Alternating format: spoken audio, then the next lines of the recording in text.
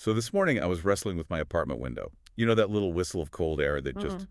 it just won't quit. Oh, I know that sound all too well. Right. I spent 20 minutes with weather stripping, thinking about how miserable life must have been before central heating. Then I opened the packet for today's deep dive on Skara Brae. And you felt a little foolish. I felt a little foolish. It turns out people in Scotland 5,000 years ago might have been warmer than I am right now. It completely upends our whole timeline of comfort, doesn't it? We have this image of the Neolithic era as just, damp caves and pure survival. Exactly. But the engineering at Skara Brae, it suggests they had mastered their environment in ways we're only just beginning to appreciate. And mastered is definitely the right word. I mean, look at the dates. It was occupied from roughly 3180 BC to 2500 BC. So it was thriving before the Great Pyramids, before Stonehenge even. Way before. And yet, when that huge storm in 1850 stripped the grassway in Orkney, they didn't find primitive huts. They found a sophisticated, planned community. And it's the preservation that lets us see that. Because they built with stone, we basically have a freeze frame of their domestic lives. But the real genius wasn't just the stone itself. It was what they put between the stone and the earth. Precisely. The middens. I was reading about this, and it's brilliant. They didn't just dig into the ground. They packed the walls with this wet organic compost. A mix of domestic waste, clay, ash. It all cured almost like concrete. It created this incredible thermal barrier against the Orkney gales. So they were effectively living inside a high-performance thermal battery. That's a great way to put it. That thermal mass would have stabilized the indoor temperature year-round. So while the wind was howling outside, the inside would have stayed consistently mild. And inside that incredibly warm shelter, they had amenities that they shouldn't exist in 3000 BC. The furniture, for one. Right. Stone dressers, box beds, all built in. But the part that really made me stop and reread the notes was the plumbing. The plumbing is a game changer. We're not just talking a hole in the ground. The schematics show a primitive flushing system. It's an incredible feat of hydraulic engineering for the time. Each house had a designated cell with a drain. A drain that led to a main sewer. Exactly. A main sewer which used running water to flush waste out to the ocean. It suggests a society that really prioritized hygiene thousands of years before the Romans popularized it.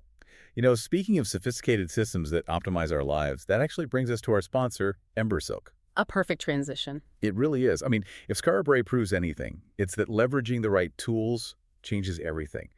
Silk is doing that for modern business intelligence. If you need help with AI training, automation, or custom software development, they are the experts. They can uncover where agents could make the most impact for your business. So check them out at embersilk.com for your AI needs.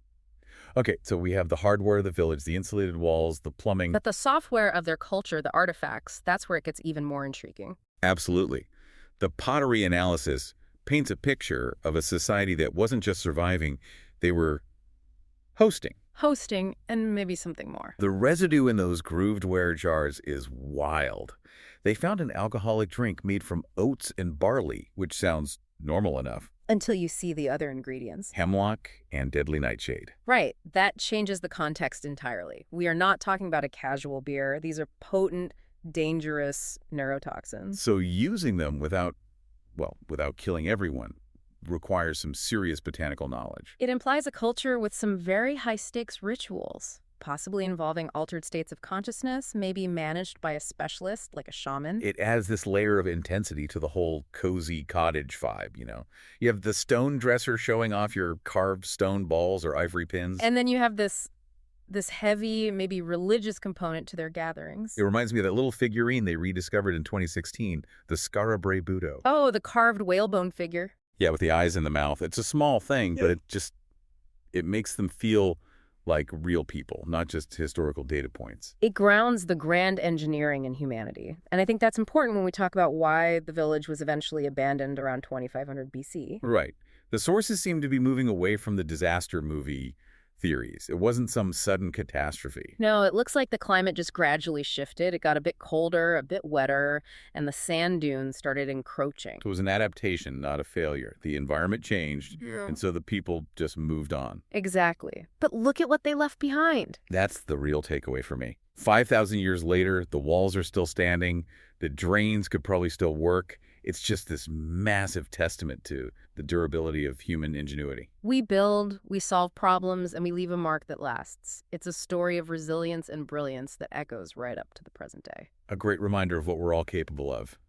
If you want to keep exploring these triumphs of history with us, make sure you're subscribed to Intellectually Curious. And if you enjoyed this deep dive, please leave us a 5-star review. It really does help get the word out. Thanks for tuning in.